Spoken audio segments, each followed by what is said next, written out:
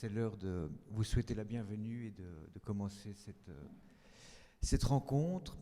Cette rencontre qui se veut d'abord un hommage à Julos Bocarn. Nous l'avons organisé en écho avec 2 soirées-concerts qui ont été organisées par La Ferme à Louvain-la-Neuve. Une soirée à Louvain-la-Neuve, une soirée à Bruxelles à la Maison qui chante le week-end dernier. Et la Maison du Livre avait été invitée à s'associer à cet hommage. On avait même envisagé de faire la soirée concert bruxelloise à Saint-Gilles, puis ça n'a pas pu se faire. Mais donc nous sommes dit, nous sommes une maison où on aime les mots, donc on aime Julos forcément, et on a envie, plutôt que de chanter, parce qu'on n'a pas l'infrastructure ici pour faire un concert, mais de parler de Julos, de ses mots et de ses combats, parce que nous sommes une maison aussi qui aimons les mots qui agissent dans le monde, qui à la fois disent tous les malheurs du monde et à la fois qui donnent envie de le changer et d'aimer les autres. Voilà l'esprit dans lequel nous nous situons. Et donc une soirée d'hommage et une soirée où nous allons échanger en toute convivialité dans l'esprit de Julos, où nous allons essayer de parler de Julos, de cerner la singularité de Julos Bocarn. Alors, ce n'est pas évident. Julos est un artiste multiple, comédien, metteur en scène, chanteur, conteur, sculpteur, éleveur de pagodes. Il est multiple. Il est indéfinissable. Lui-même se disait refuser d'être défini. Et moi, j'ai une formation de philosophie, on connaît bien ça. Définir quelque chose, c'est le finir. Donc il ne voulait pas être fini. Mais il est aussi insaisissable dans le sens où à la fois il se livre et à la fois il se dérobe quand on essaye de le saisir. Je vais commencer par vous faire écouter un petit extrait.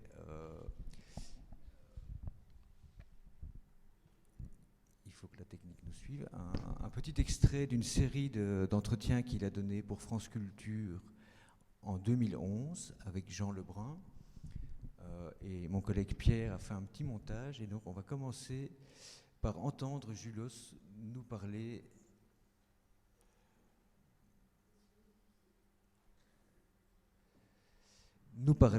de lui et de ce côté insaisissable.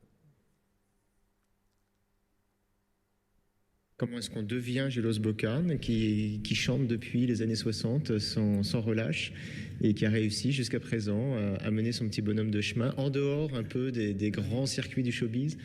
Comment on fait? On s'écoute, quoi. Moi, je crois qu'on doit s'écouter, on doit entendre la petite voix là, qui nous dit il faut faire comme ceci, il faut faire comme ça, suivre son itinéraire personnel. Je crois que quand on naît, quand on sort du ventre de sa mère, on reçoit une feuille de route. Et alors, on veut toujours aller au bout de cette feuille de route. Et je suis sûr qu'on reçoit tous une feuille de route particulière. Et que si chacun révélait son plan particulier, donc sa route particulière, le plan général serait un succès. Parce qu'on a chacun quelque chose à dire et chacun quelque chose de particulier. Et c'est pour ça qu'on doit tous développer ce qu'on a de particulier. Et c'est comme ça que le monde pourra un jour sortir de sa fadaise, de sa bêtise. Il y a un proverbe breton qui dit que la poésie est plus forte que les 3 choses les plus fortes, le mal, le feu et la tempête. Et c'est bien la poésie qui s'est enfoncée jusqu'à la garde dans la gorge de la Bretagne, de la baie du Mont-Saint-Michel, à Locmaria-Caire. Mais qu'est-ce que la poésie? Heureusement, le poème ne le dit pas. J'aime bien ça. Si on définit quelque chose, c'est comme si ce quelque chose perdait sa poésie, perdait sa force. Alors je préfère ne pas préciser, ne pas définir. Si on me définit, je suis foutu. C'est comme si on me mettait à mort. Ce thème très important pour vous, et on le comprend, de la violence faite aux femmes, mais plus généralement, des préoccupations. La machine a été trop vite. On écoutera ça. Donc, Julos insaisissable et indéfinissable, nous allons quand même tenter d'en parler et de parler de cette singularité à travers les chemins qu'il a frayés. Est-ce qu'il a ouvert des chemins ou est-ce qu'il suivait d'autres? Est-ce qu'il était seul sur ces chemins ou est-ce que d'autres l'ont suivi? Et de tous ces chemins, en fait, quel est son héritage? Qu'est-ce qu'il nous a transmis? Lien aussi avec le parcours d'artiste dans lequel a lieu... l'agenda fait que cette rencontre a lieu pendant le parcours d'artiste dont le thème est la transmission. Alors, pour tenter d'évoquer ces chemins et de voir ce qu'il nous a transmis, j'ai le plaisir d'accueillir avec vous Barbara d'Alcantara, qui est danseuse et chanteuse et qui, comme vous le savez peut-être, a partagé de nombreux spectacles avec Julos Bocarn et une partie de sa vie.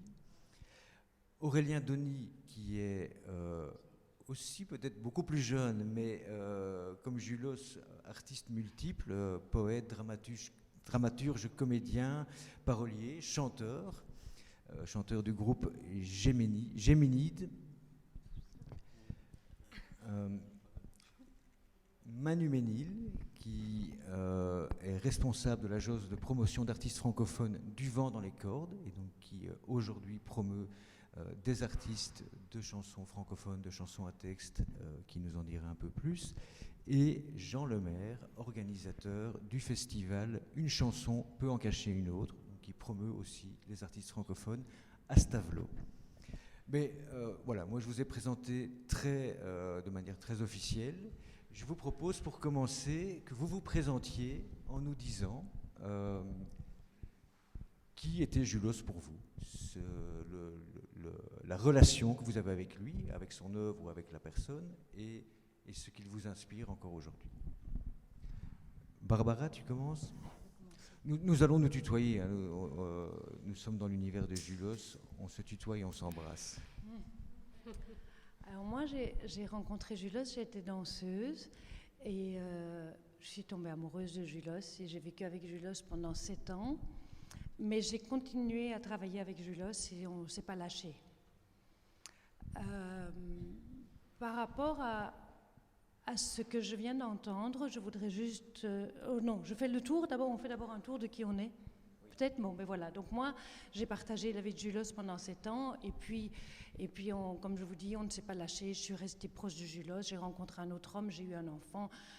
Mais je suis restée toute proche de Julos jusqu'au dernier moment. Merci. Bonsoir à toutes et tous. Moi, je n'ai pas connu Julos autrement que par son travail d'artiste et de poète. Et il était dans la voiture quand j'étais petit, quoi. Mes parents écoutaient Julos Bocarn, m'emmenaient au concert écouter Julos Bocarn, et il a marqué mon esprit, mais très durablement.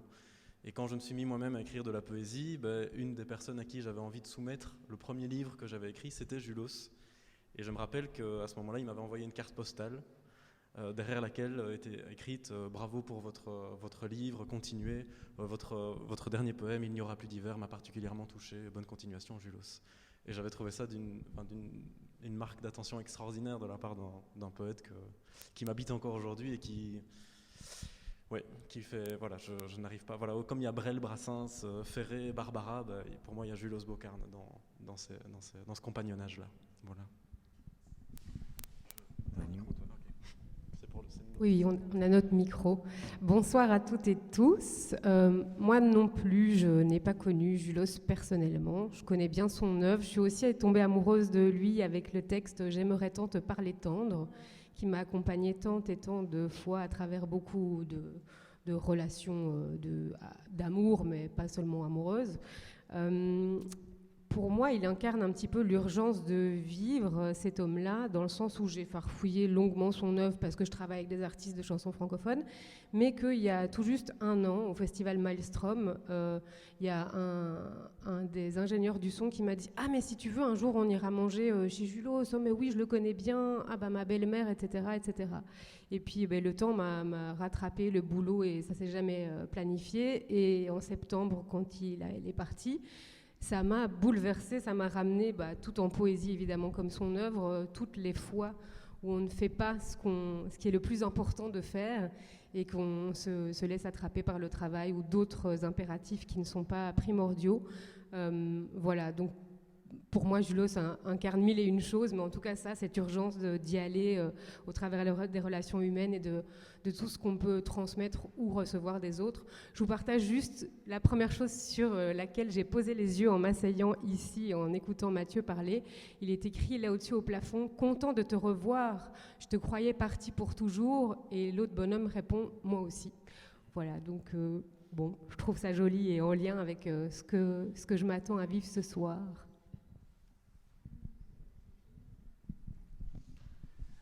Bonsoir. Moi, j'ai connu Julos d'abord comme artiste depuis très très longtemps. C'était dans les années 70, je ne sais plus trop. Et j'ai toujours encore en tête, je pense que c'est le premier concert où je l'ai vu dans une salle à Bruxelles où il faisait hyper froid et où il s'efforçait à nous faire de la gymnastique des yeux pour nous réchauffer. Eh bien, je pense que dans l'anecdote, il y a tout Julos.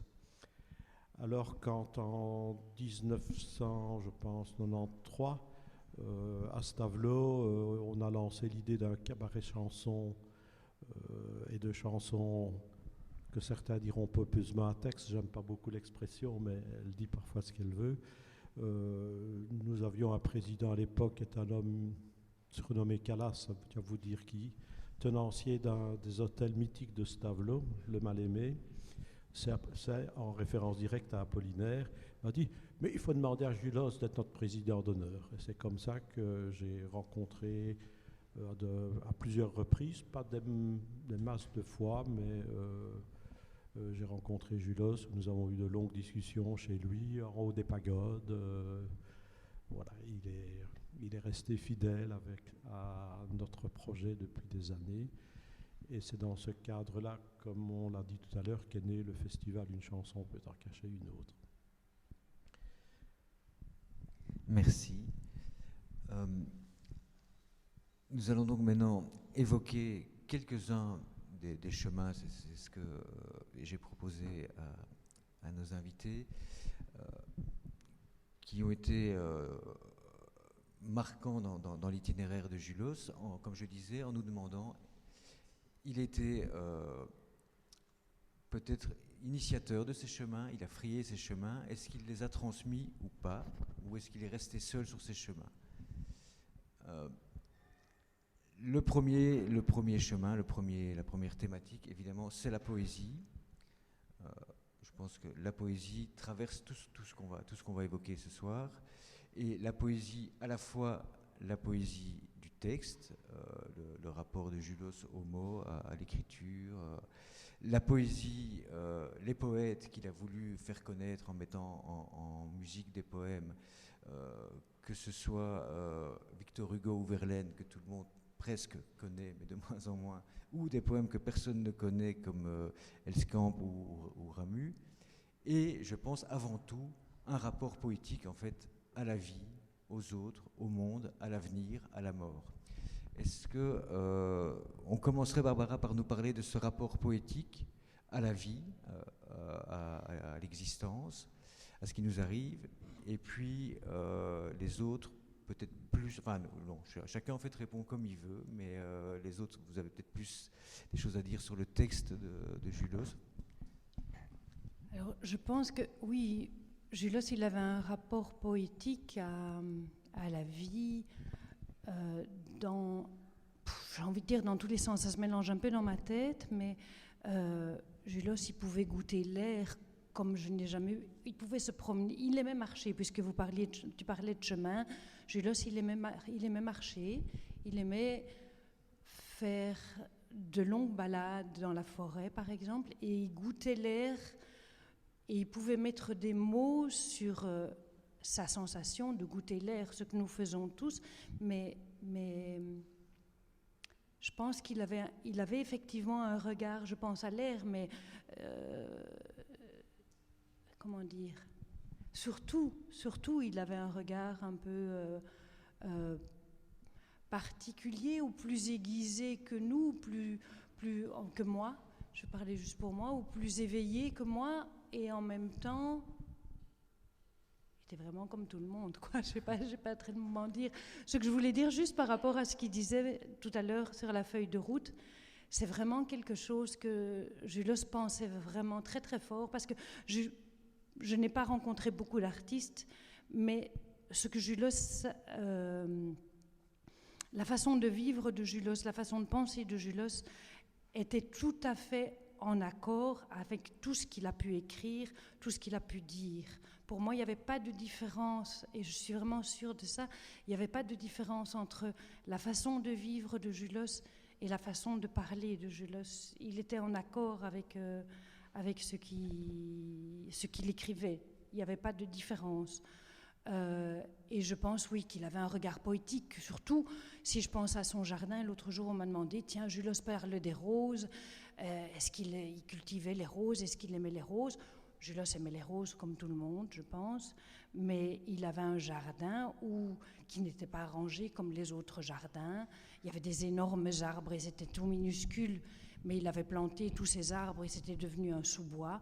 Et en même temps, il prenait du temps à ratisser, à se faire un petit chemin de balade. Il mettait des objets de façon particulière en scène qui le faisaient rêver. Son jardin était poétique aussi, quoi. Je veux dire, voilà, je ne sais pas expliquer d'autre chose par rapport à ça. Donc, alors, on n'est pas obligé de faire un tour systématique. Qui a envie de réagir sur la poésie de Julos? Peut-être, pour mettre un peu de piquant, une poésie qui est plus profonde, plus authentique que le cliché du pull arc-en-ciel. Un rapport poétique au monde qui n'est pas béat non plus. Mais j'ai l'impression que dans toute l'œuvre de Julos, on est justement à l'exact opposé de la caricature qu'on peut en avoir, ou d'un peu du cliché justement du pull arc-en-ciel. Moi, il y a vraiment un album qui m'a vraiment profondément marqué, le fameux Chandler 75.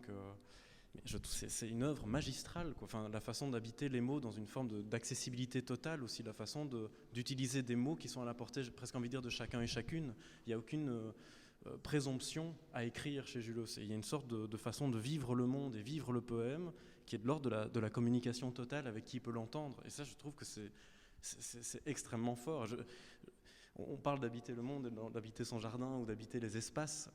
Sa façon d'habiter l'espace aussi était incroyable. Enfin, il y a cette anecdote où je l'entends encore raconter, moi je ne l'ai jamais vu qu'à travers des reportages, mais il s'amusait à dire, vous voyez, le long des autoroutes, il y a des grands panneaux avec certaines phrases. Quand on arrive par exemple dans la province de Namur, je ne sais plus quelle est la ville, mais il dit « mélange étrange d'église et de grange ». Et en fait, c'est lui qui a écrit tous ces vers poétiques en bas des panneaux. Et donc il s'amusait à dire, vous voyez, je suis le poète le plus lu du monde. Parce qu'évidemment, il y a un passage très très fréquenté sur les autoroutes. Et je trouve que cette façon d'habiter les espaces où on attend le moins la poésie aussi, c'est une façon de la partager, de la rendre et dans sa complexité, avec des mots très simples, mais avec un engagement total. Enfin, je pense à Kissinger sur Chandler 75, qu'on a chanté parce que c'est une chanson extraordinaire, quoi. Il y a un engagement énorme, mais il n'y a pas que celle-là. Enfin, il y a un vrai engagement en poésie qui dépasse de loin... il y a le chantre de la Wallonie, et heureusement qu'on l'a eu parce qu'il n'y en a pas tellement, et heureusement, on parlera de transmission peut-être plus tard, mais c'est aussi ça qui nous laisse. C'est un héritage énorme aujourd'hui de se dire, de ne pas être dans un repli identitaire et de chanter sa Wallonie dans une sorte d'universalité totale, en échappant à toutes les rigidités identitaires qu'on peut observer partout. Enfin, voilà. Oui, voilà. Je vais compléter en disant que de ma perception, c'est un des très rares artistes qui a une œuvre complète. Donc, comme tu dis, des textes très accessibles qui peuvent parfois paraître enfantins, ou vraiment une écriture simple, mais parfois avec des mots qui sont vraiment pas choisis au hasard, et ça, quand on creuse, on s'en rend compte. La précision dans des mots simples. et des textes engagés, et aussi dans sa manière de transmettre ses textes. Pour moi, c'est tellement essentiel d'avoir des personnes qui déclament, qui sont dans la pure poésie, donc ce que connaît très bien Aurélien, et qui font également de la chanson, et qui mettent en musique leurs textes, et qui comptent, etc. C'est assez rare, et c'est une chose que je crois qu'on doit transmettre absolument, dans le sens où il y a, et tu le sais très bien, peut-être parfois des liens qui devraient plus naturellement se faire entre le secteur littéraire et le secteur des arts de la scène, et que c'est pour ça aussi que c'est important de défendre la chanson qu'on n'appellera pas à texte, mais la chanson qui est porteuse de sens, parce que voilà, l'œuvre littéraire est toujours porteuse de sens et on cherche du sens quand on lit. C'est pas toujours ce qu'on recherche quand on va voir des spectacles, et je pense qu'il y a plein d'artistes qui font ça, qui sont dans le sillon de Julos, peut-être pas dans la même manière d'aborder la vie. C'est pour ça aussi qu'il est complet dans sa manière de vivre entièrement, comme il dit, il n'est pas du tout en train de nous, c'est pas un donneur de leçons. Il l'est parfois dans ce qu'il écrit, mais il incarnait vraiment ce qu'il écrivait. Voilà, donc je trouve un être à 360 degrés qui est rare de rencontrer. Oui. Jean. La poésie de Julos, pour moi, elle est à la fois simple, accessible, etc. au premier regard. Et puis quand on écoute, on réécoute, etc., il y a un tas de choses peut-être cachées à découvrir ou à interpréter. Et il touche à un tas de choses, il provoque finalement, souvent aussi, sans avoir l'air d'y toucher, avec finalement un côté anardou, si je puis le qualifier ainsi. Et c'est ce genre de chanson que nous cherchons, nous, toujours à chercher, parce qu'elle existe toujours, même si musicalement ça prend peut-être d'autres formes, mais c'est cette chanson-là que nous cherchons, nous, à Stavelot, à mettre en évidence. Eh bien, comme prévu dans ce genre de rencontre, et quand on parle de quelqu'un de riche, de complexe et de cohérent, on a déjà abordé des thèmes qui reviendront par la suite. Mais en tout cas, le deuxième thème, qui est assez proche, mais qui est plus spécifique, c'est cette fameuse chanson à texte. Donc j'entends bien que le terme ne convient pas, mais en Belgique francophone, Julos fait partie quand même des pionniers. Il a d'ailleurs dû commencer en France pour se faire un peu connaître avant d'être connu en Belgique. Et donc, voilà, là la question c'est il a été pionnier, et est-ce qu'il a pu entraîner d'autres ou pas, soutenir d'autres dans la chanson à texte. Et j'ai envie de repasser la parole à Jean, puisque tu as dit à la fois chanson à texte je n'aime pas, à la fois c'est ce genre de chanson qu'on essaye de promouvoir. Mais je vais introduire en disant, d'une part, dans la série d'émissions dont on a entendu des extraits, Julos dit « D'autres m'ont donné envie, mais pas inspiré. J'ai trouvé mon propre style. » Et puis, j'ai envie de citer aussi Claude Semal, qui fait partie de ceux qui se revendiquent de Julos, justement, qui dit « Dans la petite tribu des chanteurs et chanteuses belges francophones, Julos était notre aîné. Il aurait donc naturellement pu marcher devant, porter notre drapeau commun. Il ne l'a jamais fait. Il semble toujours avoir conçu sa carrière comme l'excroissance exclusive de son œuvre poétique, et jamais comme l'expression individuelle d'un mouvement culturel plus large qui aurait pu l'englober et le dépasser. » Donc, moi j'ai envie de te redonner la parole, Jean, et puis peut-être Aurélien aussi. Est-ce que comme Claude Semal, tu te sens héritier de Julos? Oui. Dans la chanson francophone belge, pour moi, Julos reste quelqu'un à part. Pour moi, je ne pense pas qu'il y ait une école Julos. Autant je vois par exemple une affinité entre Brel, Arnaud et Stromae, ou une filiation. Ça, c'est ma perception, on peut ne pas être d'accord avec ça. Je n'en vois pas pour Julos. Maintenant qu'il ait inspiré sans doute beaucoup d'autres gens, sans doute, mais moi je ne saurais pas les identifier.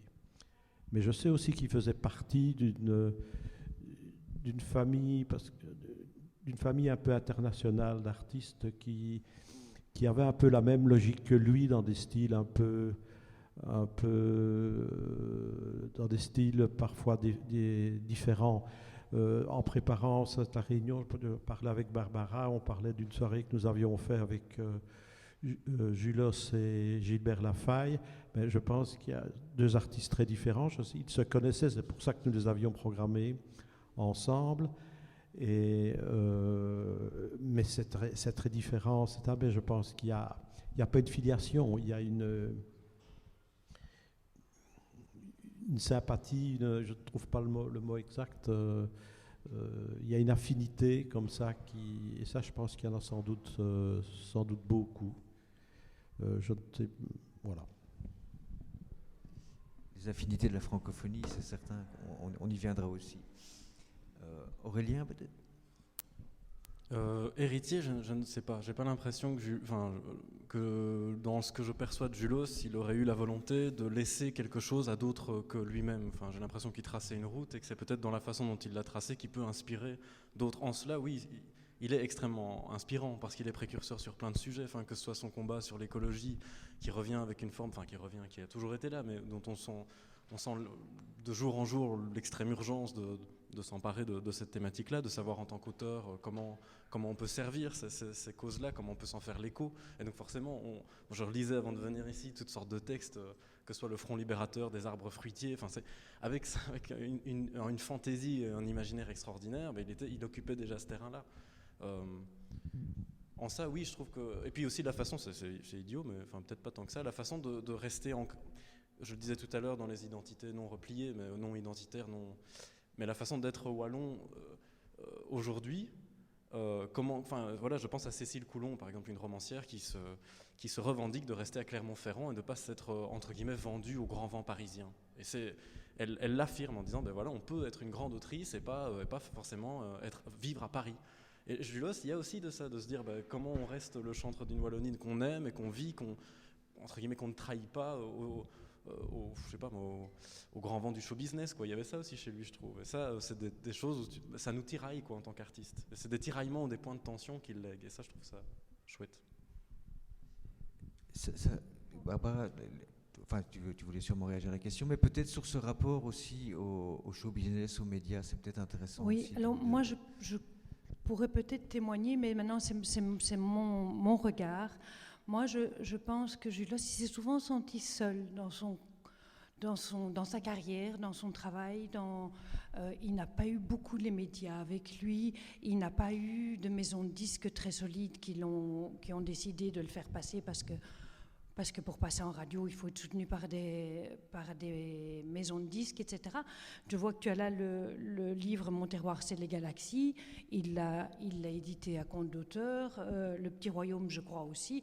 Bon, il a mis beaucoup d'énergie à faire vivre son œuvre, à écrire lui, mais en plus à faire vivre son œuvre. À contacter son public. Par exemple, son petit journal du Flo Flaf qu'il avait fait. Il avait fait un petit journal dans lequel ça lui permettait d'éditer des textes qu'il venait d'écrire, de réagir sur des situations du moment et en même temps de faire connaître à son public le programme de ses spectacles. Il n'avait pas beaucoup d'énergie à mettre pour soutenir d'autres personnes, je dirais. Donc parfois, il y avait des gens qui lui écrivaient parce qu'ils avaient écrit ou parce qu'en général, il répondait. Il répondait toujours à pratiquement tout son courrier. En tout cas, quand il était en forme, il répondait à tout son courrier. Mais quand tu as vraiment... Oui, c'est arrivé qu'ils disent à un jeune de venir chanter une chanson dans le spectacle, mais il ne pouvait pas faire plus. Il ne pouvait pas faire plus puisqu'il devait déjà se dépatouiller dans son chemin à lui. C'est ce que j'ai comme impression en tout cas. Par contre, il a été fort soutenu, par exemple au Québec. Là, il a eu vraiment un binôme avec Raoul Duguay. Raoul Duguay qui était dans les années 70 très en vogue au Québec, a vraiment ouvert une porte à Julos au Québec. Et Julos a fait ce qu'il pouvait aussi pour organiser des spectacles pour Raoul Duguay. Donc là, il y avait une affinité très importante. Mais je crois qu'il était fort seul sur son chemin. C'est ce que j'ai comme impression, en tout cas. Et si je peux... on peut penser que c'était un choix, c'est quelque chose qui subissait aussi. C'était pas Je seulement pense que un choix d'autonomie. c'était un mélange. C'était en même temps. Je ne crois pas que Julos ait refusé une émission de télé ou une émission de radio. Mais ça ne pleuvait pas. Julos, il passait à l'Olympia. Ça pouvait quand même être un petit article dans le soir. Il n'y a rien eu quand Julos est passé à l'Olympia. Je veux accuser personne, mais c'était quand même. Il a quand même beaucoup ramé de ce côté-là. Vraiment. Et quand on passait une chanson, je me souviens qu'il était invité, et puis il a fait de très belles émissions comme tu passais là, mais il était parfois invité, et puis on passait la moitié d'une chanson. Ça existe encore, hein, c'est comme ça. Voilà. Manu, sauf si tu veux réagir sur ce sujet, je propose qu'on passe au suivant, ça s'enchaîne. Hein, on l'a évoqué, c'est la défense à la fois, enfin l'attachement à la francophonie, la défense des dialectes, donc un rapport à la fois global et local, avant l'heure, comment on va dire ça, au patrimoine de la langue. On a évoqué ses affinités avec le Québec, c'est évident. Est-ce que Manu, tu veux peut-être intervenir? Je crois qu'avec Du vent dans l'écorce des francophones, vous avez beaucoup de liens avec le Québec. Oui, et justement, j'avais relu un article qui avait été publié au journal Le Devoir, parce qu'on connaît aussi quelques journalistes québécois qui étaient très, très friands de l'œuvre de Julos, où ils abordaient justement cette perception de renoncement à son identité quand on s'exprime en anglais, donc on écrit des chansons en anglais, et qu'on n'est peut-être pas complètement soi quand on fait vivre son œuvre dans une langue qui n'est pas sa langue maternelle. J'en ai parlé aussi plusieurs fois avec Alain Chartrand, qui est directeur du festival Coup de cœur francophone à Montréal, qui connaissait bien aussi l'œuvre de Julos. Et il me disait que lui, il avait tendance à demander aux artistes de défendre leur œuvre en la langue qu'ils utilisaient pour écrire leurs chansons, et que si ça ne tenait pas la route, c'était bien la preuve que toutes les atomes, toutes les cellules de la personne n'étaient pas dans ce qui est transmis sur scène. Je pense que, effectivement, Julos, alors par rapport à ce qui a été dit juste avant, si je peux juste répondre, je trouve ça intriguant l'intervention de Claude Semal de devoir compter sur quelqu'un pour ouvrir des chemins, parce que d'une certaine manière, il a ouvert des chemins que très peu d'artistes continuent à explorer. Moi, il y a quelques artistes qui me viennent en tête qui actuellement font de la chanson, qui peuvent plus être assimilés à cette personne complète et ce personnage scénique qui était Julos. Je pense que voilà, oui, la promotion de la langue française, entre autres grâce à Julos, on a eu une dimension Fédération Wallonie-Bruxelles assez importante au Canada, et que c'est resté et que ça joue encore bénéfiquement. Alors peut-être pas du tout sur notre territoire. Peut-être que l'œuvre de Julos n'a pas permis à des chanteurs d'expression francophone d'avoir certains sillons ici, mais je sais que là-bas, c'est resté quelque chose de voilà. Enfin, quand on parle de l'œuvre de Julos, il y a quelque chose d'extrêmement respectueux et une recherche de trouver ce genre d'artistes dans des terreaux plus jeunes comme les tiens. Voilà. Et juste pour aller vers l'avenir, tu peux nous évoquer les artistes à qui tu penses? Là, je pensais très fort à Daniel Hélin, voilà, qui pour moi est aussi quelqu'un d'extrêmement engagé au niveau de la nature, de l'humanité, voilà, et qui peut avoir des textes très très simples, des chansons de 2 minutes et des envolées lyriques de 10 minutes où ça va être des constructions au niveau du texte beaucoup plus intenses, voilà. Et donc, je crois qu'il y en a d'autres, hein, mais première personne à qui je pensais, c'était celle-là. Qui veut intervenir? On l'a déjà dit, en fait. Hein, donc, Aurélien, tu l'as dit. Jean, sur le wallon, la francophonie. En préparant un peu, je suis retombé, mais je ne retrouve plus sur la chanson à laquelle il fait référence, mais dans J'ai 20 ans de chanson, il évoque, et c'est assez curieux, parce qu'on parle de l'anglais qui nous envahit, et notamment par le langage technique, et il dit le wallon s'est d'abord introduit dans le français à travers le langage technique aussi, le langage des mines qui a percolé dans le français. Mais je ne retrouve plus quelle. C'est une chanson en wallon qu'il a écrite et qu'il commente.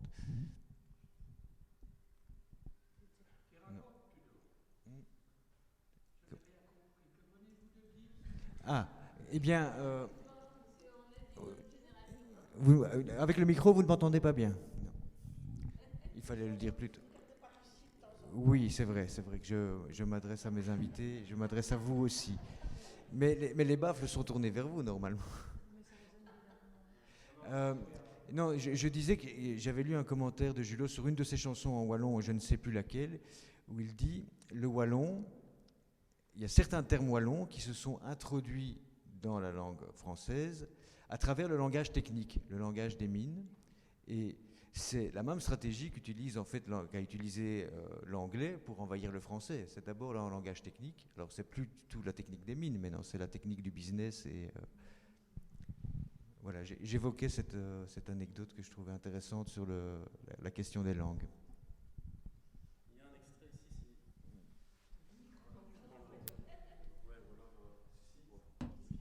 Oui. Parce que en venant sur la question des belgicismes, j'avais retrouvé cet extrait dans Mon terroir, c'est les galaxies. Pourquoi veut-on supprimer les belgicismes, la seule originalité qui nous reste ? Pourquoi nous déraciner du gueuloir, notre français régional ? Chaque langage régional pourrait enrichir le français, et c'est cela que M. Robert, le faiseur du dictionnaire, a compris, lui qui a introduit dans sa dernière édition des belgicismes comme spité, etc. Peut-être devrons-nous créer un front de libération des Français régionaux, le FLFR, car en fin finale, n'y a-t-il pas assez de police dans le monde pour qu'on invente encore une police du langage ? C'est en effet un tour de force peu banal que nos belgicismes soient arrivés jusqu'aujourd'hui, malgré la grammaire, les dictionnaires, l'anglais, le français, les linguistes et les quinzaines du bon langage. Car à dire vrai, est-il normal que 40 académiciens super instituteurs parisiens de surcroît apprennent à parler à 180 millions de francophones ? Et d'ailleurs, n'y a-t-il pas quelques failles dans la concision du français universel ? Notre 70 n'est-il pas plus logique que le lourd et compliqué 70 ? Et notre 90 plus concis que 90 ? Nous-mêmes, en Wallonie, nous devrions adopter le 80 de Suisse romande au lieu de 80.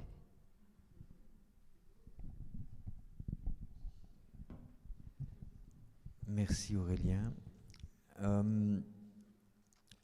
Nous allons maintenant aborder un chemin qui a déjà évidemment été effleuré. Alors à la Maison du Livre, nous participons depuis des années avec d'autres partenaires à un collectif qui s'appelle les Chants de lutte, où nous mettons en avant la chanson au service des luttes, que ce soit à travers des chorales ou des artistes. Et on se pose beaucoup de questions ces derniers temps. C'est quoi aujourd'hui la chanson de lutte ? C'est quoi la chanson engagée ? Est-ce qu'on peut encore utiliser le terme engagé aujourd'hui en Belgique depuis qu'il a changé de sens ? Et donc, Julos, on l'a évoqué, était quand même quelqu'un qui était engagé pour des causes, sans être militant, peut-être comme Claude Semal pouvait l'attendre, porteur de drapeau, il n'était pas militant, mais il était évidemment très engagé pour des causes. Je propose qu'on écoute un deuxième extrait du montage qu'a fait Pierre à partir des entretiens, au propos de l'engagement de Julos. Ce thème très important pour vous, et on le comprend, de la violence faite aux femmes, mais plus généralement des préoccupations très marquées par l'évolution du monde, par les questions d'environnement. Vous avez eu un peu une image de Baba Cool. Et je ne suis pas du tout Baba Cool. Oui, mais on a pu le percevoir comme ça. Oui, on a pu, oui. Mais c'est faux, je suis pas Baba Cool. En tout cas, c'était... Enfin, je suis pas Baba Cool, pourquoi pas ? Je peux être Baba Cool, ça me dérange pas. Et écologiste, ça vous convient comme étiquette ? Mais j'aime pas les étiquettes, il n'y a aucune qui me convient. Chaque être est tellement différent de l'autre. Comment est-ce que vous voyez l'évolution du monde aujourd'hui ? Mais l'évolution du monde, elle dépend de nous. Elle dépend de nous. Si nous laissons faire les gens d'argent, au nom du pèse et du fisc et du saint bénéfice, on est foutu. Parce qu'ils vont nous réduire à rien. Mais si on prend le pouvoir, c'est sûr qu'on peut aller très très loin. Mais un pouvoir qui n'est pas un pouvoir où on oblige les gens à penser ceci ou ça, il faut que les gens soient tout à fait décidés, qu'ils aient ça dans leur peau. Est-ce que vous m'autorisez à dire, Julos Boccarne, que vous êtes un révolutionnaire pacifiste? Oui, si vous voulez, je vous autorise. Voulez-vous que je signe un papier? Virtuel.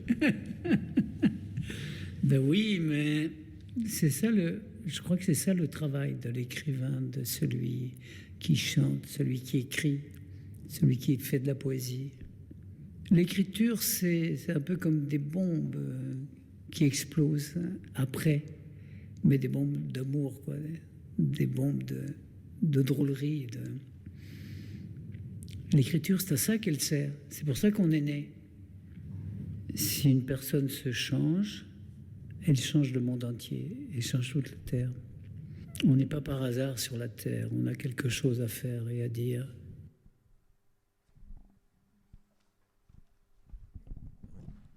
Je voudrais juste dire par rapport à l'engagement de Julos, c'est qu'il pensait vraiment que il disait d'ailleurs, la seule révolution à faire, elle est intérieure.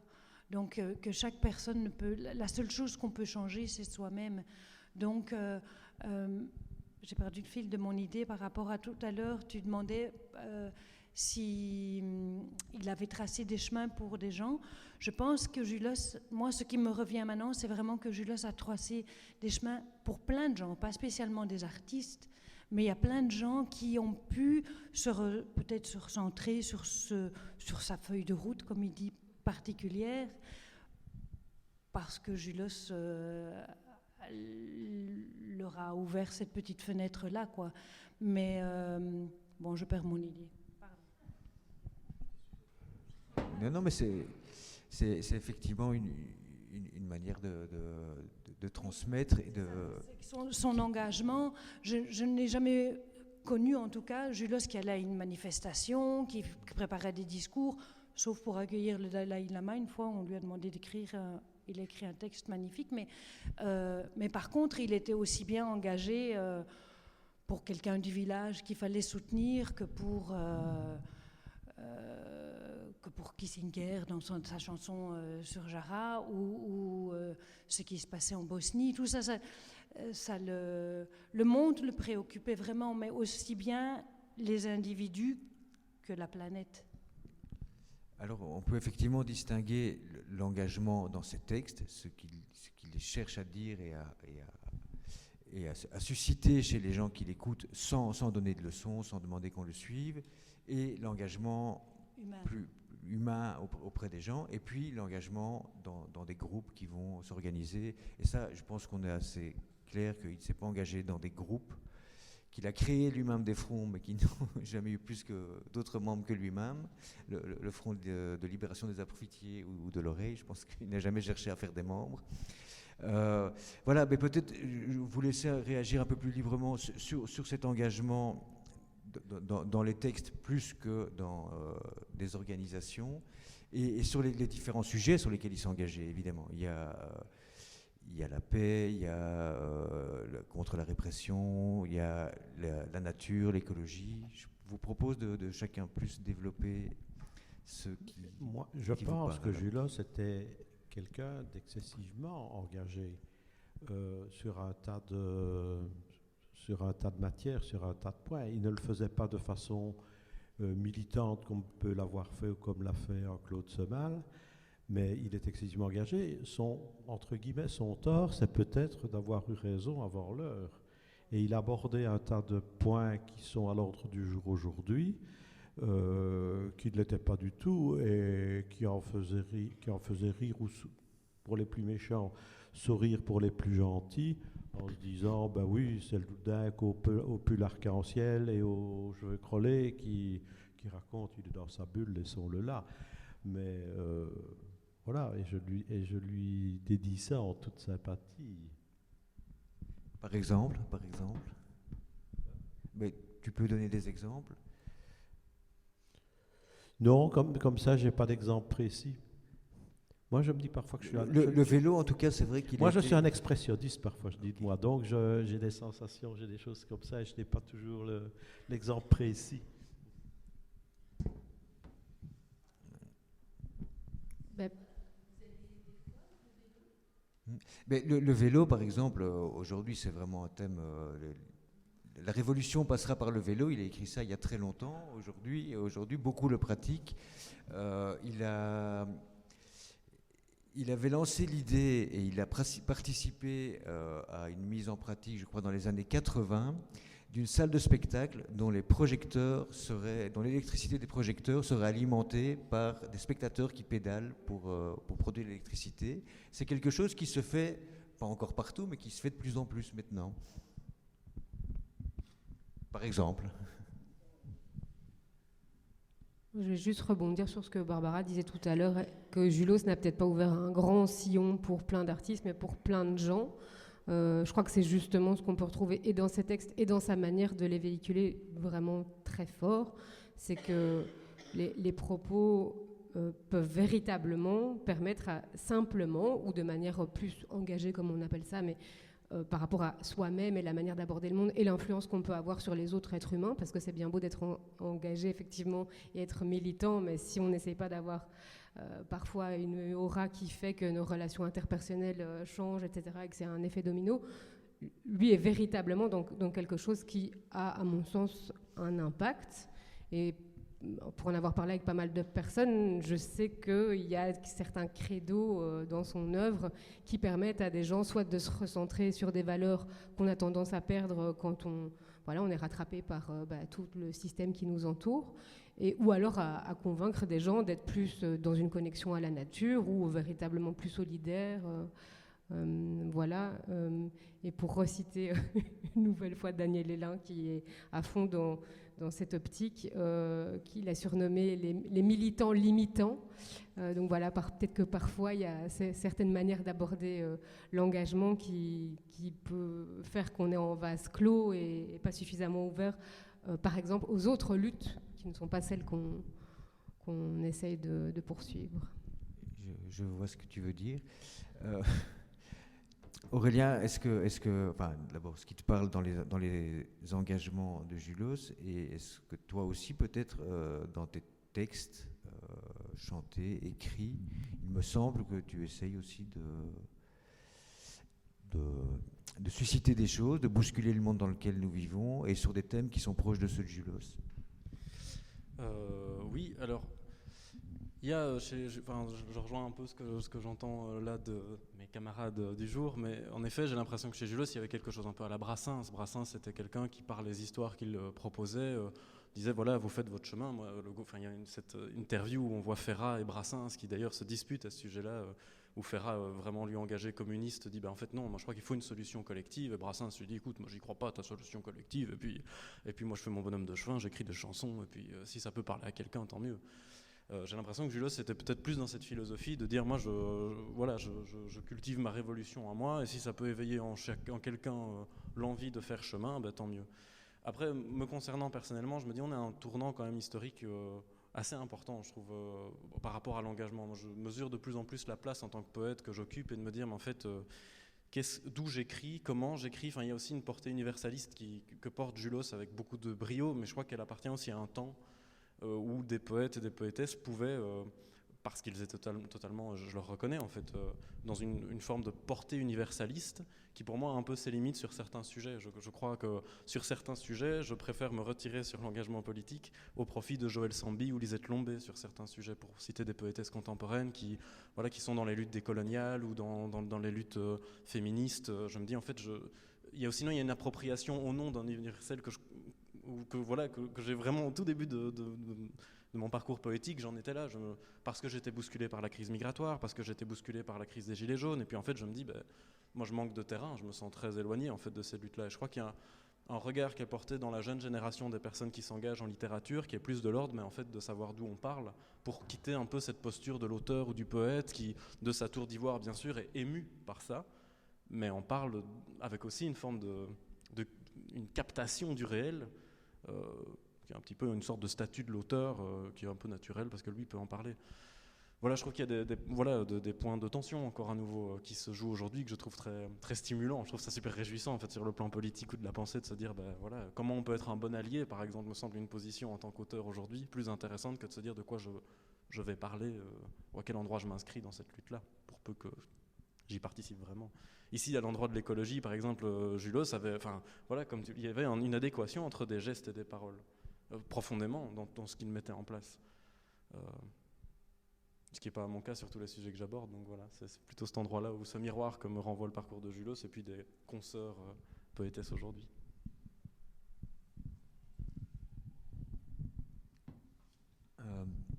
Peut-être vous lire une citation de Julos qui dit « Anarchiste, je le suis jusque dans la moelle de mes os ». Ça peut paraître étonnant, mais après il précise « Anarchiste, selon moi, ça veut dire proposer des pistes que les autres n'ont pas encore explorées et enfoncer des portes qui n'ont pas encore été ouvertes. C'est ce que je fais depuis 50 ans maintenant. »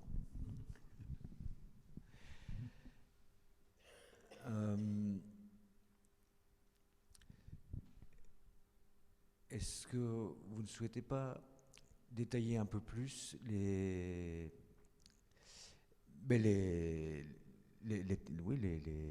thèmes, les combats, les indignations, comme on dit aujourd'hui, que Julos a portées?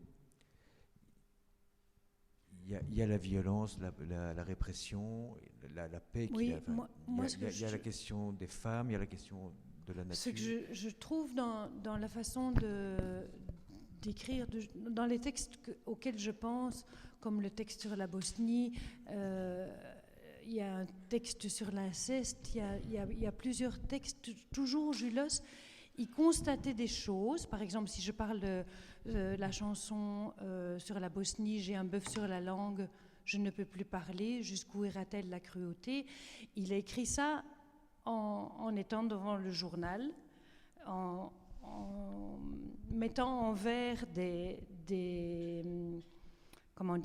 explications de faits qui se passaient pendant cette guerre. Mais au bout du compte, Julos, il dit « Je suis aussi le frère de ce tueur, je suis aussi… » Il ramène toujours… Les constats qu'il fait ne sont pas juste des constats, c'est dramatique, il se passe ceci, il se passe cela. C'est moi où j'en suis dans tout ça, ça pourrait être moi aussi. Même quand il parle le texte sur les immigrés, il termine son texte en disant « mais ça pourrait nous arriver, on pourrait être… nous ne sommes pas plus que ces sans-papiers. Dans le tohu-bohu du monde, les choses pourraient basculer et ça pourrait être nous.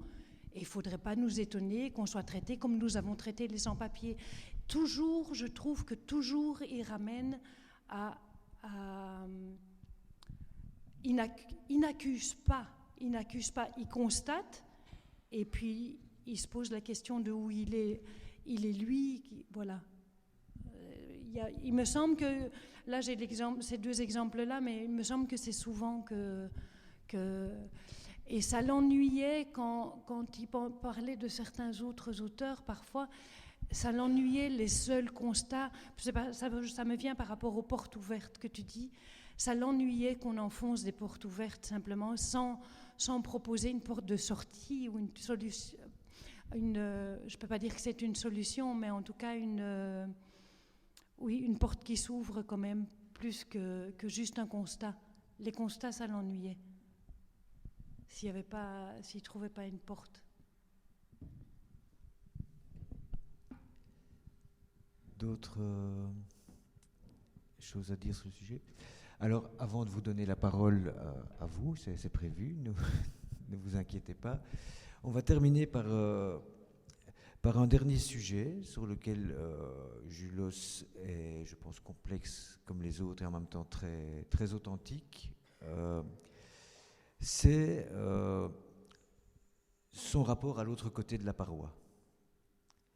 Certains ont pu, dans les clichés, on peut en voir en lui un mystique en contact avec l'au-delà. Et en même temps, c'est quelqu'un de très ancré ici et qui, moi je pense qu'il y a ce rapport à l'autre côté qui est avant tout un rapport poétique et vécu voilà, des êtres chers qui lui manquent.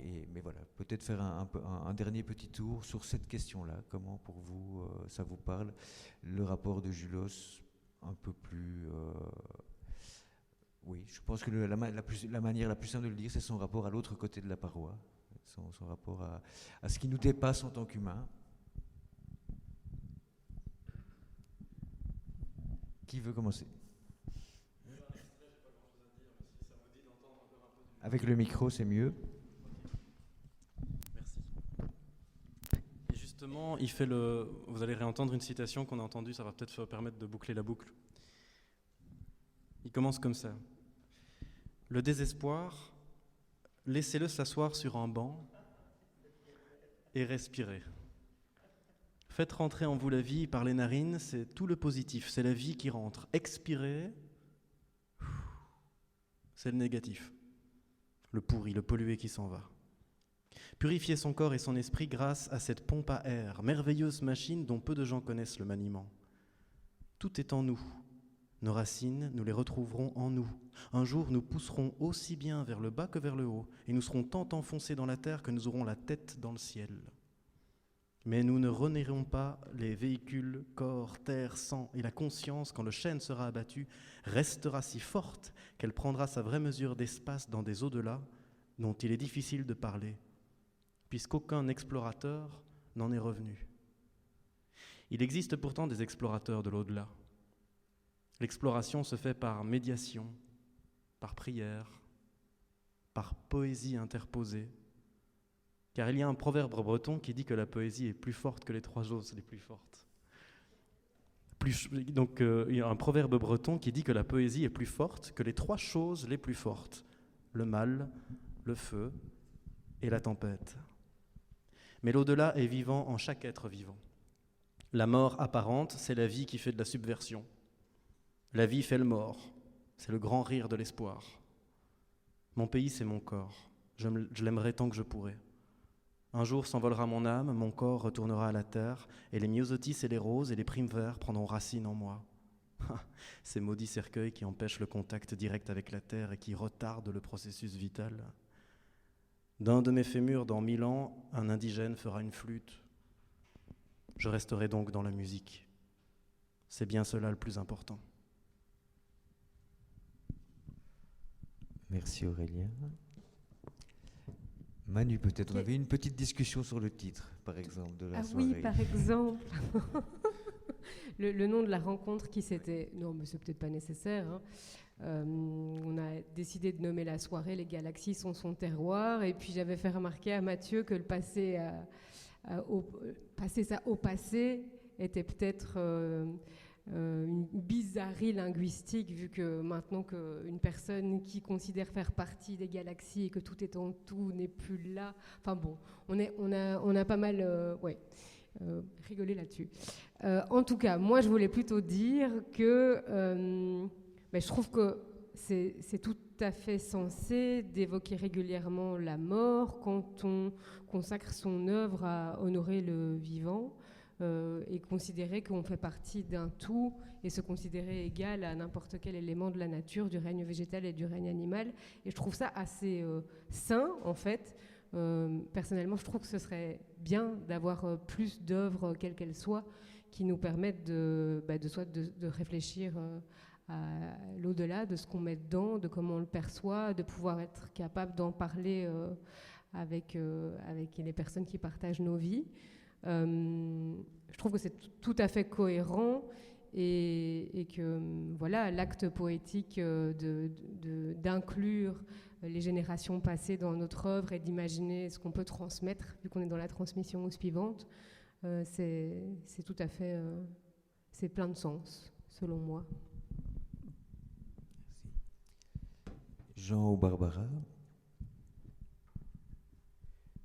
Mais cet intérêt pour tout ce qui nous a précédé, tout ce qui pourrait advenir, etc., et que nous ignorons tous, moi je pense que c'est la marque de tous les grands poètes. Et c'est vrai qu'on est dans une société où finalement l'au-delà on n'ose pas trop y penser, on voudrait à la limite le reculer, que ça n'arrive jamais, mais nous savons tous bien au fond de nous que ça arrivera un jour. Et je pense que des grands poètes comme Julos, ils nous le rappellent gentiment, mais avec art et avec finesse. Barbara. Moi, puisqu'on parlait de l'autre côté de la paroi, je dois dire que je sais que Julos a puisé beaucoup de force dans l'amour qu'il avait pour Loulou, qu'elle a toujours été présente et que, je ne sais pas, bon, c'est le rapport à la mort, mais de toute façon, c'est le rapport à l'amour aussi, et que cet amour a été présent toute sa vie et que je pense que c'est resté très inspirant, qu'il s'adressait à elle, qu'il y a des choses qu'il a écrites en s'adressant à elle ou à d'autres, ou parfois à d'autres personnes. Mais il n'y avait pas de... Julos n'avait pas du tout un rapport macabre, je dirais, à la mort. Ça faisait partie de sa vie, voilà. C'était l'autre côté de la paroi, mais c'était tout à fait présent aussi. Déjà parce qu'il avait ses 2 garçons, parce que c'était sa vie qui continuait, mais je pense que c'était une force en même. C'était devenu une force, voilà, de puiser de l'amour par là. Voilà. Merci. C'est à vous maintenant de vous exprimer. Voilà, dire qui était Julos pour vous, adresser éventuellement une question à nos invités, mais je crois qu'on est plus là dans le partage. Et nous n'avons plus de micro portatif, donc je vais...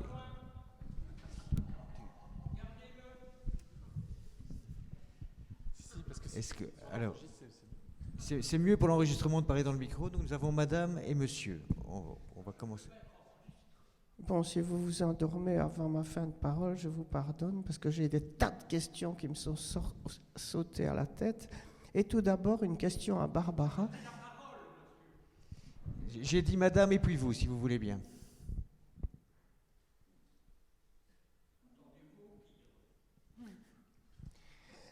Je me rappelle, je ne sais plus exactement quand c'était, mais je vois au début d'un spectacle de Julos une jeune femme qui traverse le fond de scène en faisant la roue. C'était Barbara ? Oui, je faisais pas la roue. Je faisais pas la roue, mais je marchais dans une grande bulle. C'est ça. C'est ça. Donc c'était un texte sur le monde neuf. Et sur l'homme moderne qui est encore au berceau, c'était ça le texte. Et moi, je marchais dans une grande bulle en plastique. À la fin, oui, c'est voilà. ça, c'est juste. Et je me souviens que Julos m'a dit, tu vois, Barbara Alcantara, eh ben, Barbara, elle cantera. Et comme je suis picardophone aussi comme lui, ça voulait dire Barbara, elle chantera. Voilà, et ça m'avait marqué. Donc la première fois que j'ai vu Julos sur scène, c'était en 1965 au musée de Chanché à Liège. Mais c'est surtout...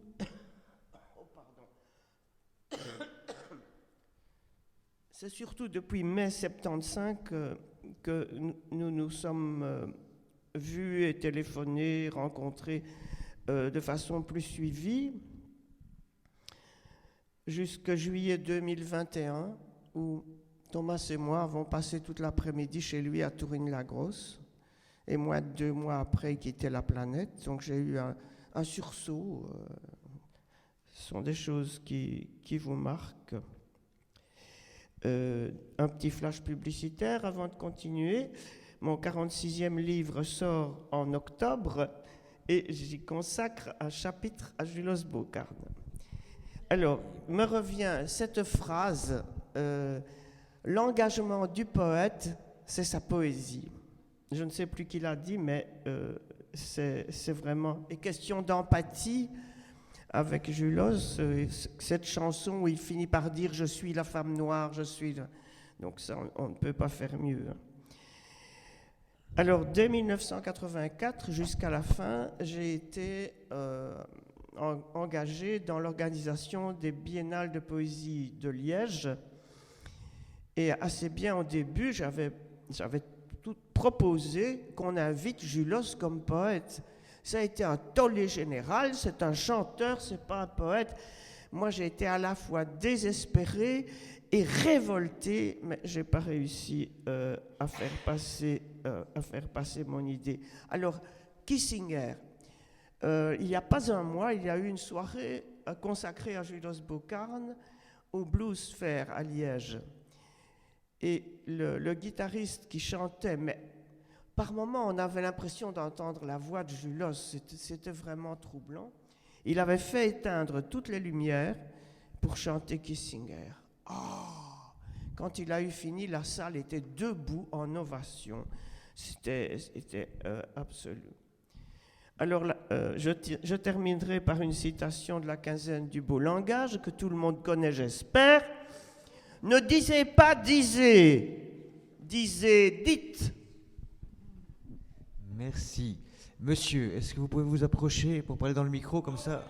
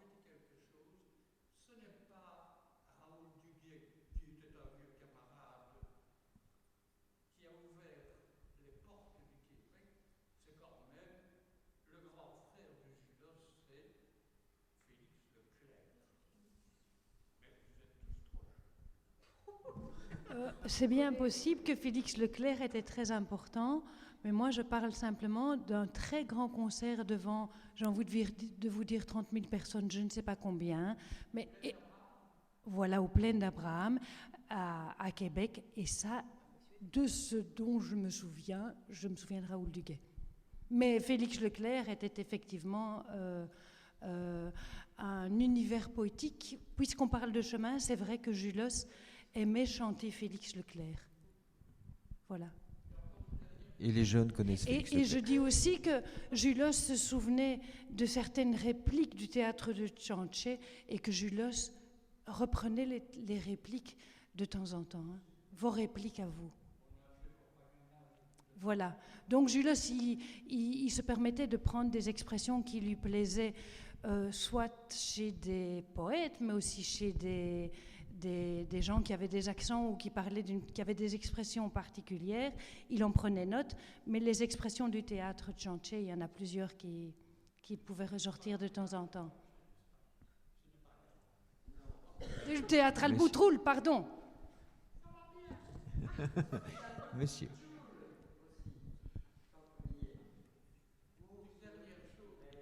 Une dernière chose, monsieur.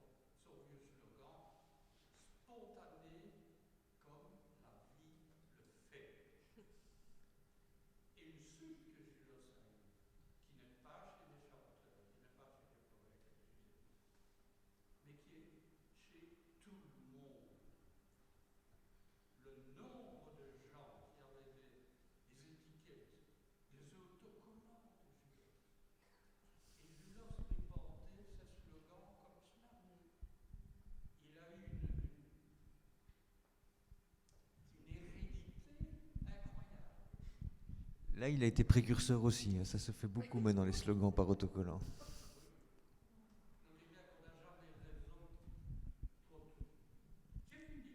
Merci, monsieur. Est-ce que ça suscite quelque chose à dire? Sinon, non. D'autres interventions? Oui. Avec le micro, c'était toujours mieux. Comme...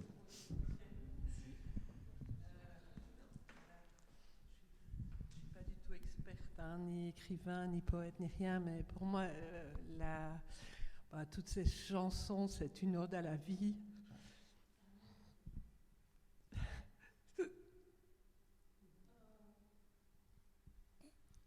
Excusez-moi.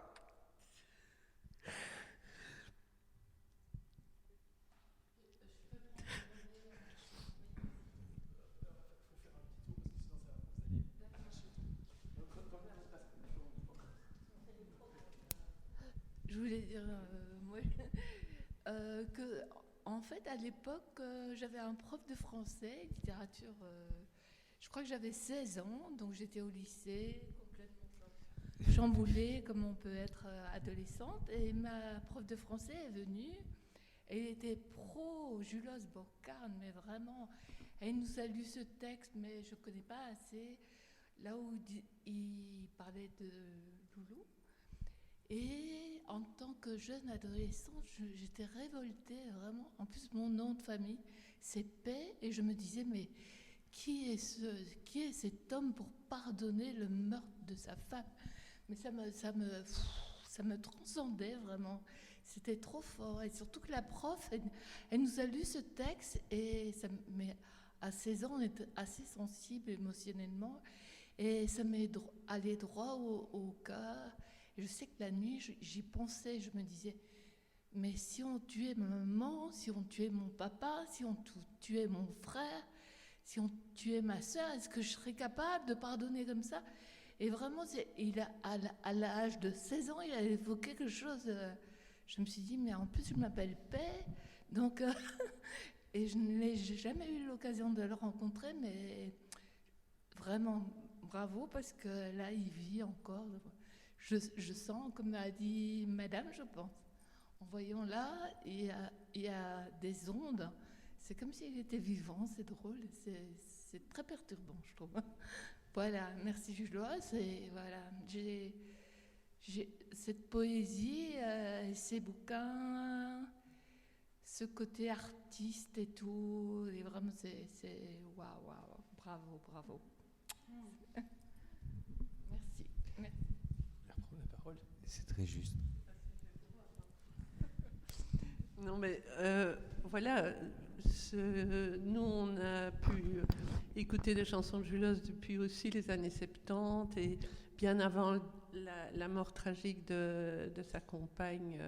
Je trouve que ce qui était tout à fait touchant et très inspirant et très juste, c'était, moi j'entendais toujours... à la fois l'ode à la vie et en même temps la vie et la mort présente, mais pas dans un sens triste, pas du tout, mais quelque chose qui nous fondait comme ça très, très paisiblement dans cette réalité de notre vie, qui est vie et mort et autre chose aussi probablement. L'autre petit élément qui me paraît bien, moi je n'ai jamais rencontré Julos, je l'ai toujours vu en spectacle, quelques spectacles et ses disques, mais une fois on s'est trouvé par hasard dans l'exposition Valériane, enfin bon voilà, c'est une exposition je crois que c'était à Namur ou je ne sais plus quoi. Et lui, il se trouvait là, par hasard, enfin non, pas par hasard, certainement pas, mais comme ça, vaqué d'un lieu à l'autre dans l'exposition. Et alors, on l'a croisé et j'ai dit à ma fille, tiens, c'est Julos, il est là. Si on allait lui dire bonjour, et alors tout simplement, comme ça, lui, il a dit bonjour, et en quelques mots, on n'a pas raconté notre vie, lui n'a pas non plus dit Enfin, il ne s'est pas mis à nous questionner, mais en quelques mots, il y a eu comme ça, enfin, pour moi, me semble-t-il, vraiment un espèce d'échange, de réciprocité très, très intense, comme ça, qui était offerte sans raison. Enfin, bon, voilà, il rencontrait quelqu'un, et il y avait vraiment là quelque chose qui s'échangeait, qui passait, voilà, à travers un regard très joyeux. Voilà, ma fille a reçu une espèce de petite pierre qu'il a sortie de sa poche et qu'il lui a donnée. C'était drôle comme tout, mais en même temps, je trouve que c'est fabuleux, quoi. Un type de rencontre comme ça, qui vous tombe du ciel, et voilà. Donc, merci. Si je peux me permettre... Je voudrais juste dire que Julos, en tout cas ce que moi j'ai compris, hein, quelqu'un d'autre de proche de Julos dirait peut-être autre chose, mais Julos n'a pas pardonné à l'assassin de sa femme. Il n'a pas pardonné. Il a préféré ne pas développer d'énergie vis-à-vis de cette personne. Et de plus, sa lettre dont vous parliez, la lettre, il termine ce à quoi il pense le plus à ce moment-là, c'est qu'il faut s'aimer à tort et à travers. Et il n'a pas eu envie de mettre autre chose que l'amour encore plus en route, parce que de toute façon, ça n'aurait rien apporté de plus. Et je pense que vous parlez de votre rencontre, Julos, il aimait vraiment les gens. Voilà. Est-ce que sa belle-mère ne lui en a pas voulu de ça? Sa belle-mère? Je ne pense pas. La mère de Loulou, de ce qu'on m'a raconté, parce que moi j'avais que 10 ans en 75, donc je ne connaissais pas plus que ça, ce qu'on m'a raconté, c'est que tout le monde a eu peur qu'il arrive quelque chose à ses enfants, qu'ils ne sachent pas s'en occuper convenablement.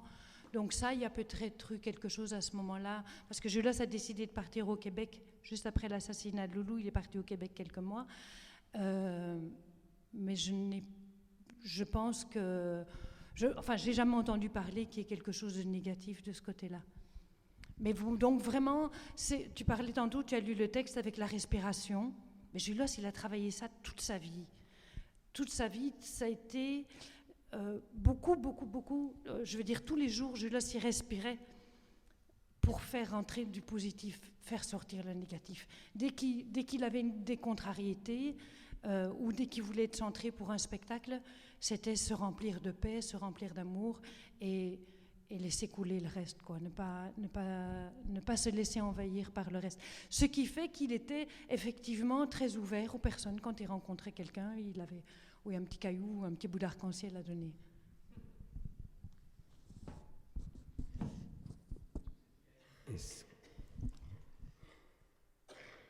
Est-ce que quelqu'un souhaite encore partager quelque chose? On est plus dans le partage que dans le débat. Oui. Est-ce que vous pouvez vous approcher ou vous le faites aussi sans micro? C'est mieux avec le micro. Pour la postérité, c'est mieux de... Ou juste pour nos archives. Hein.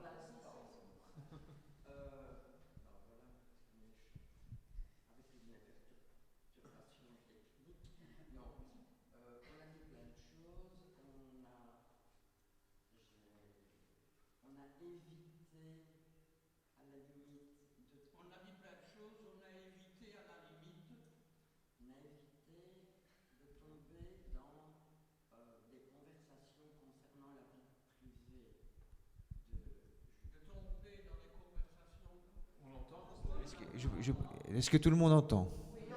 Non.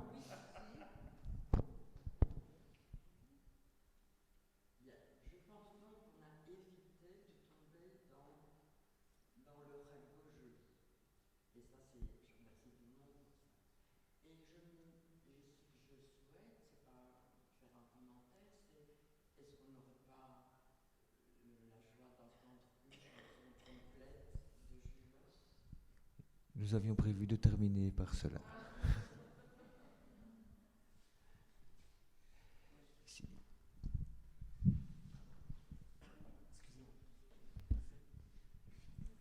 Alors,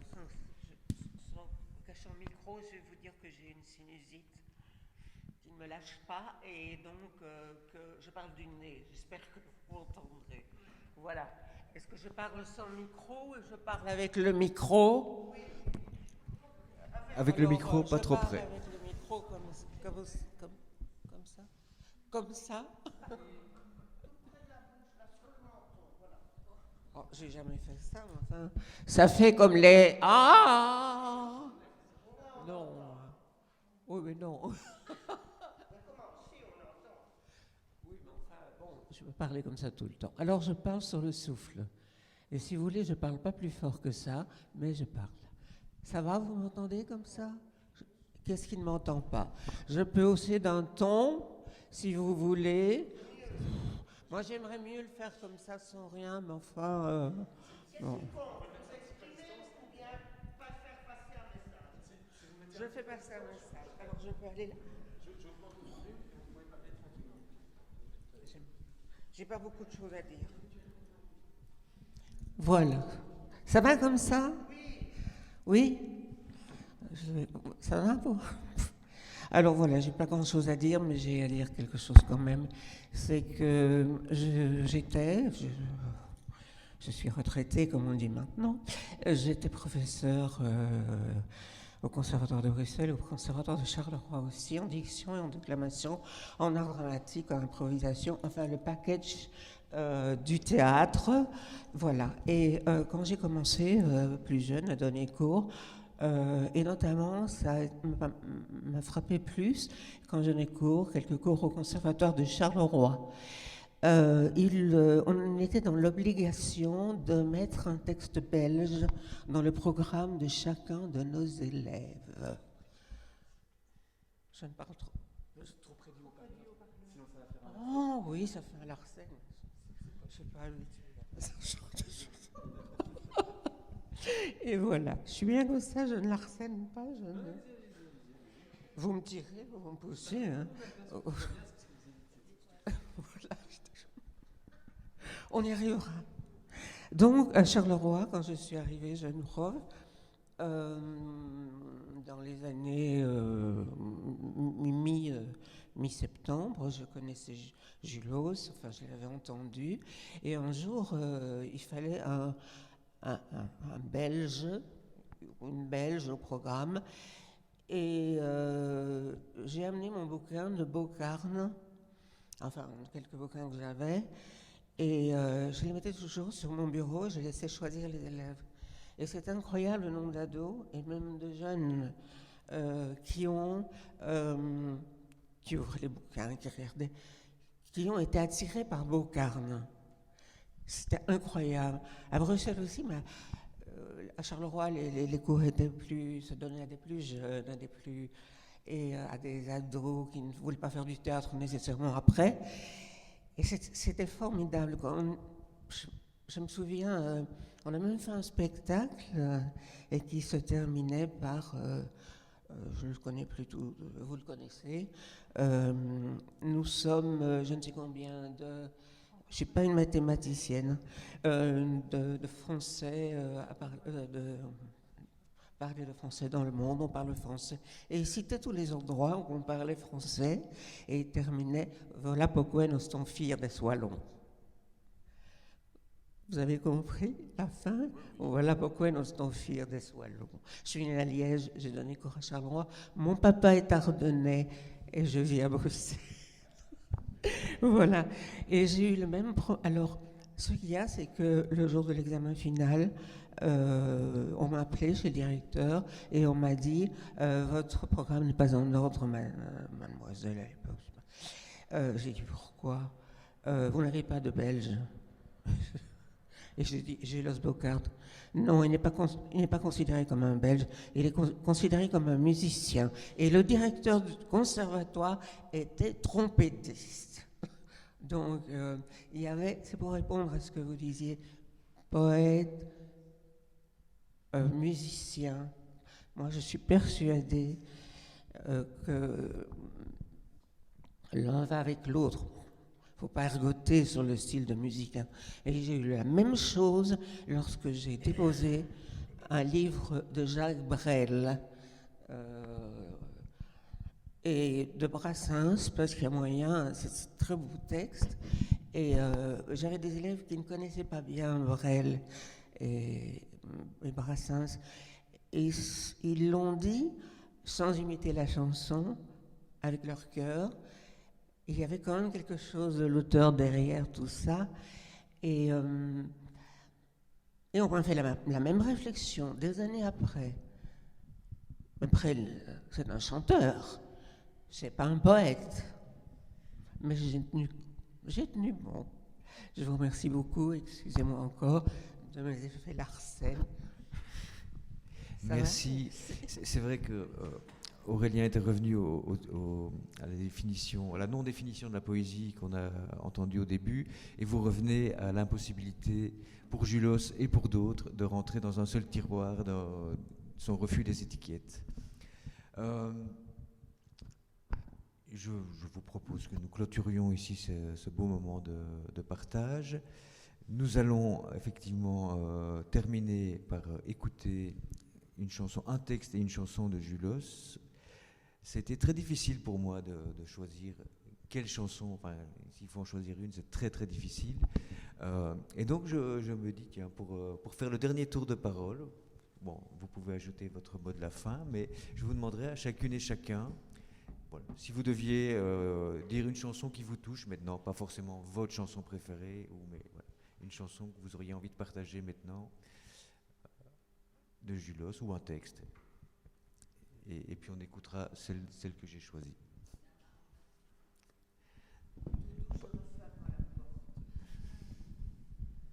Jean? Oui, Julos était le président d'honneur de notre association. Et le festival a lieu au mois d'octobre, et en son hommage, et avant chaque soirée, nous diffusons une chanson du répertoire. Et c'est en 2021, donc j'ai choisi 4 chansons de Julos. Il y en a une que certains m'ont demandé, que j'ai refusé à faire, et contre tout, c'est La Petite Gaïole. Je vous le dis, vous pouvez me tuer là-dessus, je ne changerai pas d'un iota. Je n'ai plus en mémoire les 4 que j'avais retenues, mais moi, celle dont j'ai envie de me souvenir maintenant, c'est Les Dromadaires. Moi, ce serait un texte qui est « Femmes et hommes de la texture, de la parole et du vent », qui est, à mon sens, celui qui me porte le plus dans ma vie. Moi, je dirais 2 textes, parce que j'ai pas eu l'occasion de dire à quel point, parce qu'on a beaucoup parlé de Julos, mais du coup, parce que tu étais là, je crois qu'on n'a pas parlé de toi, et forcément, dans le paysage où Julos est apparu dans ma vie, tu étais totalement lié à cette apparition. Il y a un texte magnifique, une chanson que tu chantes qui dit comment puis-je te dire mon amour, personne n'est à moi que je sèche. Je m'appartiens à certains jours, quand rien ni personne ne m'attache. Et je trouve que ce texte est magnifique. Donc voilà, je terminerai là-dessus. Moi, je n'arriverai pas à choisir. J'arriverai pas à choisir parce que même quand on me dit que je peux chanter une chanson ou dire un texte, j'y arrive pas. Enfin, j'arrive pas, je veux dire, à choisir. Et je dois dire que je découvre encore des tas de choses. Voilà, c'est ça. Là, en préparant le spectacle qu'on a fait en hommage à Julos, Laurence Viel m'a demandé de choisir, de chercher un peu des choses en me donnant quelques indications. Et j'ai encore trouvé, je ne savais pas que Julos avait dit « Je me suis baignée dans le lait de la Voie lactée ». Le lait de la Voie lactée, ça m'a plu énormément, mais je ne connaissais pas cette expression. Donc je trouve que voilà, je ne peux pas me limiter à une chanson. Mais j'aime beaucoup le texte dont tu parles et j'aimerais tant te parler tendre aussi. Alors, pour ma part, j'ai choisi assez facilement un texte que j'aime beaucoup et qui malheureusement on doit encore écouter aujourd'hui, c'est « Ils supprimeront leurs fusils à répétition ». Et je voulais avoir un texte et une chanson où on entend Julos chanter, parce que il est chanteur et musicien aussi. Il y en avait plusieurs, c'était difficile à choisir, mais j'ai fait du jardinage ce matin, et parmi celles qui étaient dans ma présélection, donc j'ai choisi « De mémoire de rose ». Très connue, mais je la trouve très très poétique. Ils supprimeront les fusils à répétition et à lunettes. Ils instaureront le règne et la fête. Et toi, tu seras tout petit avec ton fusil cassé à tes pieds, et tu mettras en joue ton ami avec l'amitié. Tu donneras des coups de pied au cul du chagrin. Tu auras toute la vie devant toi pour dérouler ta vie comme un tapis volant. Moi, je serai comme un prêtre qui présente Dieu à califourchon sur un ostensoir, dans l'encens, avec du grégorien derrière, chanté par des moines qui respirent ensemble, comme des amoureux au zénith de l'amour. Et toi, mon tout petit, mon frère, mon fils, tu regarderas le monde dans la féerie lumineuse du cœur.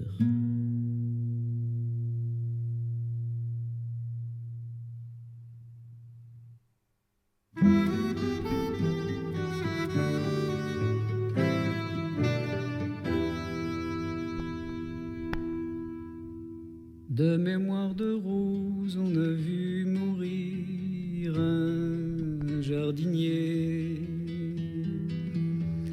Si rien qu'une pause ne peut vous suffire, madame, laissez. Le temps s'étirer sans le mot dire, patientez.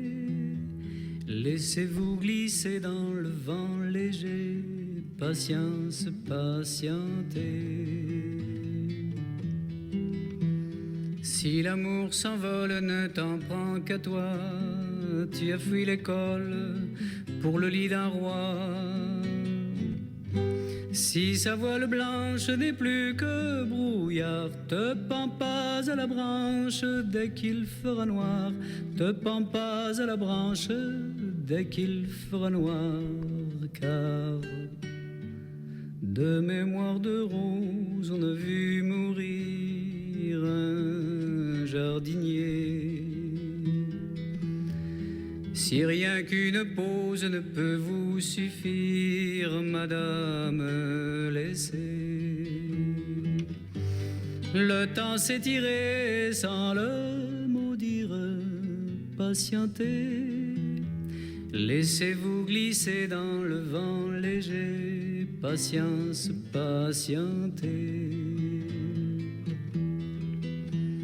Garde tout au fond de toi, un vide, un endroit, derrière les fêtes, où poser la tête dans le vent du soir, bercer ses vieux rêves, même s'il fait noir, bercer ses vieux rêves, même s'il fait noir, car de mémoire de rose, on a vu mourir un jardinier. Si rien qu'une pause ne peut vous suffire, madame, laissez. Le temps s'étirer sans le mot dire, patientez. Laissez-vous glisser dans le vent léger, patience, patientez.